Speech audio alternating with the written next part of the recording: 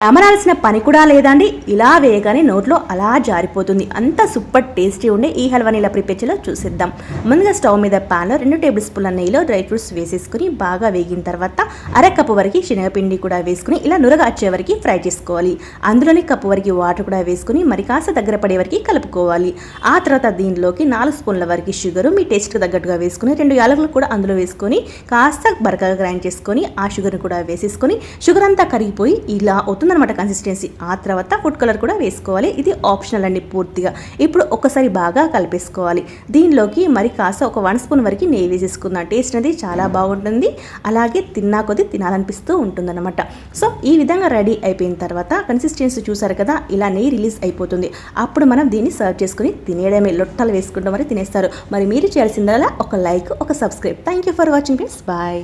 కొత్తగా చేసేవారైనా సరే గోధుమ రవ్వతో రవా కేసరి ఎలా ప్రిపేర్ చేయాలో చూసేద్దాం. ముందుగా నా వీడియోకి అయితే లైక్ ఇచ్చేసి మన ఛానల్ సబ్స్క్రైబ్ చేసుకోవడం మాత్రం మర్చిపోవద్దు ఫ్రెండ్స్. స్టవ్ మీద పాన్ పెట్టేసుకుని 2 టేబుల్ స్పూన్ల నెయ్యిలో కప్పు వరకు గోధుమ రవ్వను కూడా వేసుకుని మంచి కలర్ వచ్చేసి అలాగే మంచి స్మెల్ వచ్చే వరకు వేపేసుకోవాలి.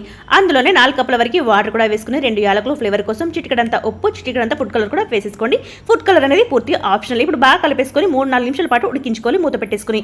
ఆ తర్వాత చూడండి బాగా కుక్ అయిపోతుంది. ఒకసారి మెదిపినట్టు చేసి అర గ్లాస్ వరకు షుగర్ అలాగే కప్పు పావు వరకు బెల్లం కూడా వేసేసుకుని బాగా కలిపేసుకోవాలి. బెల్లం అంతా కూడా పూర్తిగా కరిగి ఇలా దగ్గర పడే వరకు. ఆ తర్వాత మనం ముందుగానే నెయ్యిలో ఫ్రై చేసుకున్నటువంటి డ్రై ఫ్రూట్స్ కూడా వేసుకుని బాగా కలిపేసుకోవాలి. కన్సిస్టెన్సీ ఈ విధంగా ఉన్నప్పుడు స్విచ్ ఆఫ్ చేసుకోవాలి. చల్లారిన తర్వాత కాస్త దగ్గర పడుతుంది కాబట్టి మరి మీరు కూడా ట్రై చేయండి. వీడియో చూసిన మాత్రం తప్పకుండా లైక్ చేసి మన ఛానల్ సబ్స్క్రైబ్ చేసుకోండి. Thank you for watching friends. By by. Hello అండి, పిల్లల స్నాక్స్లోకైనా లేదంటే ఇంట్లో టైంపాస్గా తినడానికైనా ఒకసారి ట్రై చేయండి. చాలా టేస్టీగా ఉంటుంది. దీనికోసం ముందుగా 3 కప్పుల వరకు మైదా పిండి తీసుకోవాలి. అలాగే దీనిలోకి 1 కప్పు వరకు షుగర్ పౌడర్ కూడా తీసుకుని రెండింటిని బాగా మిక్స్ చేసుకోవాలి.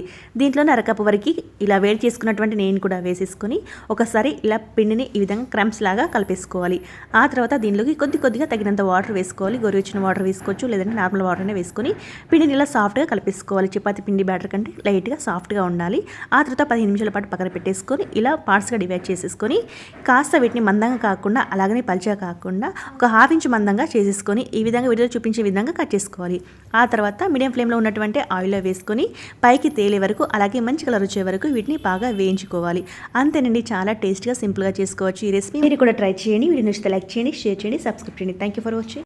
హలో అండి, ఇంట్లో బ్రెడ్ ఉంటే తప్పకుండా ఇలా ఒకసారి ట్రై చేయండి. అచ్చం రసమలై తిన్నట్టే ఉంటుంది. చాలా టేస్టీగా ఉంటుంది. ముందుగా బ్రెడ్స్ని తీసుకోవాలి. ఇలా ఒక బౌల్తో ఈ విధంగా రౌండ్గా వచ్చేలా కట్ చేసుకొని పక్కన పెట్టేసుకోవాలి. ఇలా అన్ని ప్రిపేర్ చేసుకున్నాక మిగిలిన ముక్కలు కూడా చిన్న కట్ చేసుకొని పక్కన పెట్టేసుకుందాం. స్టవ్ మీద ప్యాన్లో 1 లీటర్ వరకు పాలను వేసుకొని అవే పాలలో 2 స్పూన్ల వరకు పాలు, 1 స్పూన్ వరకు కస్టర్డ్ పౌడర్ కూడా వేసుకొని మిక్స్ చేసుకోవాలి. ఆ తర్వాత మరుగుతున్నటువంటి పాలలో వేసుకొని చిటికడంతా పసుపు కానీ ఫుడ్ కలర్ కానీ వేసుకొని 2 స్పూన్ల వరకు షుగర్ కూడా వేసుకొని పాలను దగ్గర పడే వరకు ఈ విధంగా మరిగించుకోవాలి. ఇప్పుడు సగం పాలని ఒక బౌల్లో వేసుకుని మిగతా సగం బౌల్లో 2 స్పూన్ల వరకు షుగరు అలాగే మనం ముందుగానే కట్ చేసుకున్నటువంటి బ్రెడ్ పీసెస్ కూడా వేసుకొని దగ్గర పడిన తర్వాత రౌండ్గా కట్ చేసినటువంటి బ్రెడ్ స్లైసెస్ మీదకి ఇలా స్టఫ్ అంతా కూడా అంటించి వీలైతే కొద్దిగా డ్రై ఫ్రూట్స్ కూడా వేసుకొని ఆ తర్వాత మరొక బ్రెడ్ పీస్ని వేసేసుకొని ఇలా అన్ని ప్రిపేర్ చేసుకున్నాక కస్టర్డ్ మిల్క్ని ఈ విధంగా వేసేసుకొని ఇలా చాప్ చేసుకున్నటువంటి డ్రై ఫ్రూట్స్తో గార్నిష్ చేసుకున్నామంటే ఎంతో జ్యూసీగా ఉండేటువంటి బ్రెడ్ రసమలై రెడీ అయిపోతుంది. మీరు కూడా తప్పకుండా ట్రై చేయండి. వీడియో నచ్చితే లైక్ చేయండి, షేర్ చేయండి, సబ్స్క్రైబ్ చేయండి. Thank you for watching friends. Bye.